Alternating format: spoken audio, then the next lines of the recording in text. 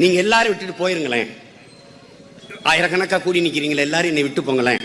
இந்த பக்கம் திரும்பி இந்த சுவரை பார்த்துட்டாவது பேசி இருந்து செத்து போவனே ஒழிய நான் விட்டுட்டு போவேன் மட்டும் நீ கருதிடாத. அவ்வளவுதாங்க. அவன் விட்டு வாய்ப்பு இல்லை. சொல்றேன் பாருங்க, வாய்ப்பு இல்லை. மீட்டு மீட்டு